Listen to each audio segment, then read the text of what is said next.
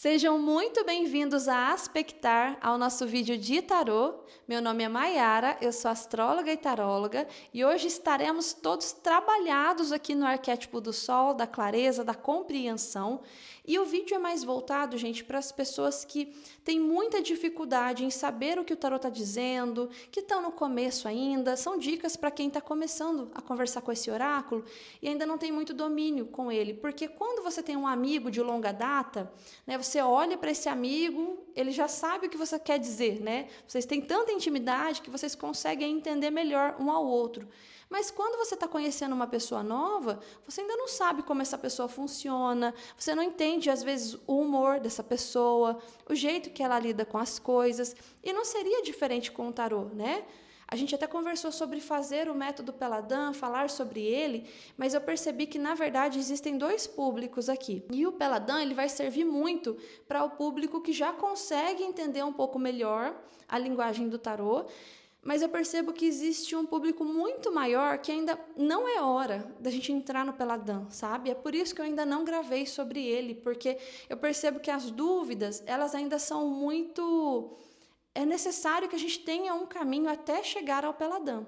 Por exemplo, se uma pessoa, um consulente, ele faz uma pergunta mais abrangente, nós tarólogos, a gente consegue pegar o Peladan e ver, no geral, o que o tarot está dizendo, o que é cada coisa ali na situação.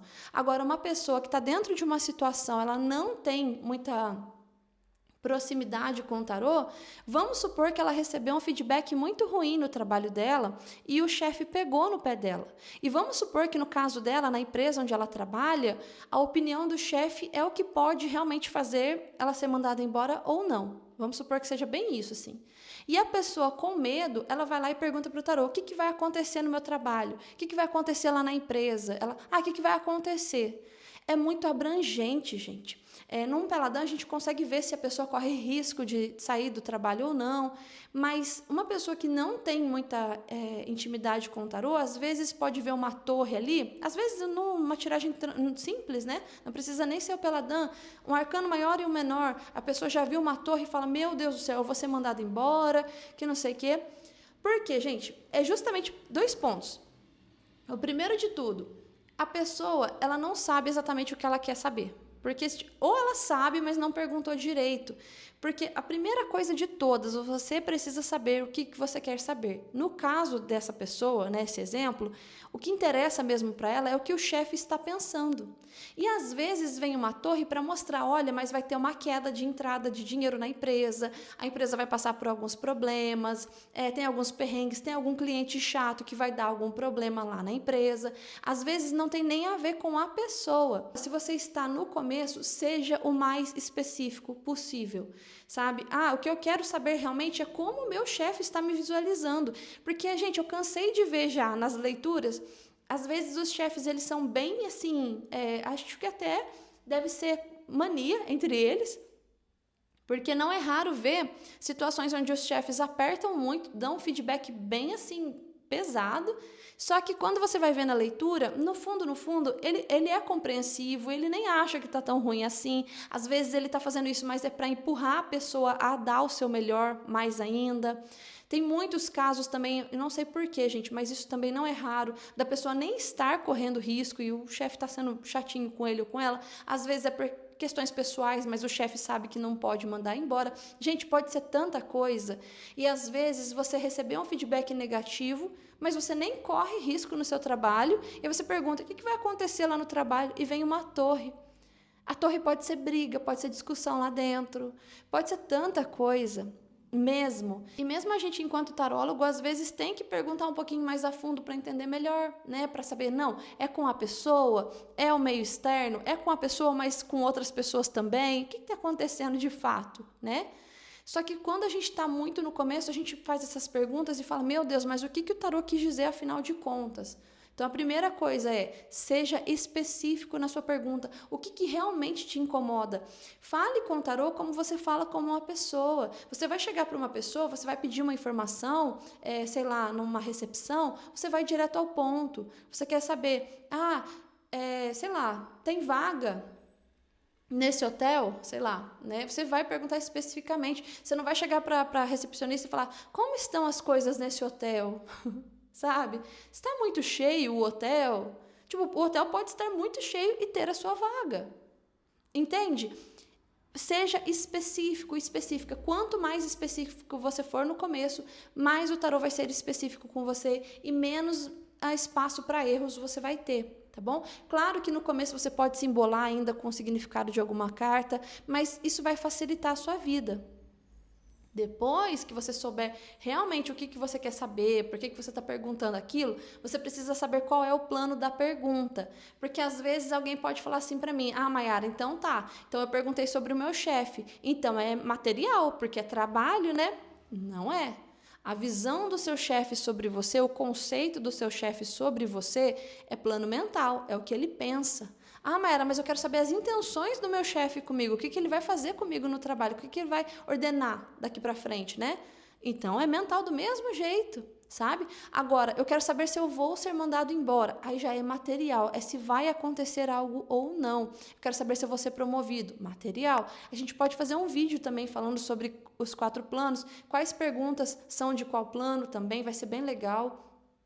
Depois que você souber qual é o plano da sua pergunta, você ainda precisa saber como você vai fazer a sua tiragem. Eu cansei de ver também o pessoal falando: ai, Mayara, eu tirei uma carta para essa situação. Gente, tirar uma carta para a situação é pedir para passar dúvida.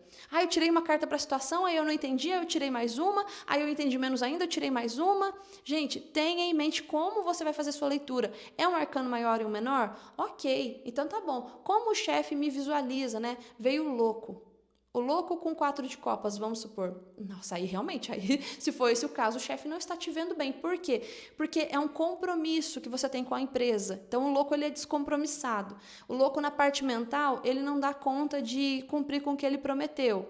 Péssimo, né? O 4 de copas, lá nos arcanos menores, a gente vai ver que na parte mental, ele também não faz jus ao que realmente está acontecendo. Essa é uma junção legal? Não. Então, aí a gente já tem uma resposta específica. Só que você já tem que pontuar para o tarô. Olha, eu vou fazer um arcano maior ou menor. O meu professor sempre falava, gente, a parte mais importante da leitura do tarô é o embaralhar. A gente pode fazer um vídeo também sobre embaralhamento de deck, mas é a parte onde a magia acontece. O embaralhamento e o puxar de cartas. É onde a magia acontece. Dali para frente, a interpretação, intuição, enfim. Mas a hora que o oráculo vai agir para te dar uma resposta é esse momento. Então, a partir do momento que você já embaralhou, pronto, as suas decisões já foram feitas. Você vai tirar um arcano maior ou menor. Ou então você vai tirar 3 arcanos. Ou então, sabe? É isso porque às vezes o tarô, se ele já sabe, se você já colocou que vai colocar um arcano maior e um menor, ele já sabe como responder melhor. Tipo, ele vai ter esse arcano maior aqui, e aí depois já tem o menor, que então tá bom, então eu vou responder de um jeito que esse menor pode complementar o maior ali naquela situação. Ah, Mayara, mas o tarô ele não sabe sobre o futuro e tudo mais? Ele já não sabe que depois eu vou acabar tirando mais uma carta? Gente, mas na hora da sua intenção, ao tirar, no seu embaralhar, é por isso que, gente, por favor, tenha isso em mente. Meu professor sempre falava: na hora do embaralhar, você precisa saber exatamente o que você vai fazer, porque não é que o tarô não saiba, não é tipo, você tem que avisar porque aí o tarô precisa saber. Não, é porque você, do futuro, precisa dessa configuração. Se você vai fazer, sei lá, um coisinha aqui de carregador, uma fonte, você precisa ter os materiais necessários e a forma necessária que você vai usar para fazer essa fonte. Né? Se você usa uma forma redonda, você não queira que o resultado saia quadrado, gente. Não existe isso. Então, você tem que configurar certinho no embaralhar das cartas, não depois, como que você vai fazer sua leitura.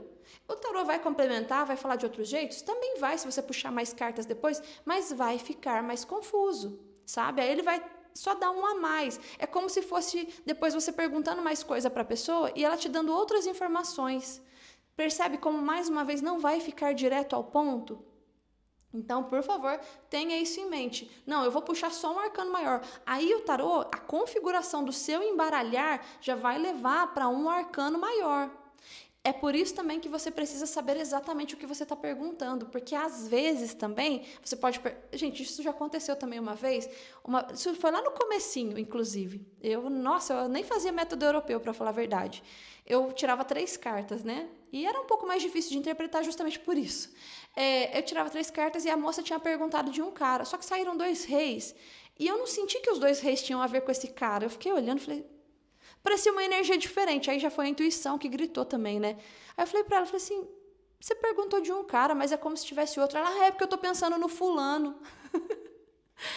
Aquele dia eu aprendi também, claro que ninguém aqui é dono da verdade, mas só para compartilhar com vocês, que desde aquele dia eu tive essa noção, o que a gente pensa também influencia. Na época eu não tinha esse domínio de direcionar bem a pergunta, então eu acabei me deixando levar, eu ia muito mais pro lado intuitivo também, é óbvio que a outra pessoa pensando em outra pessoa iria interferir na minha leitura, hoje em dia eu tenho essa consciência, antigamente eu não tinha.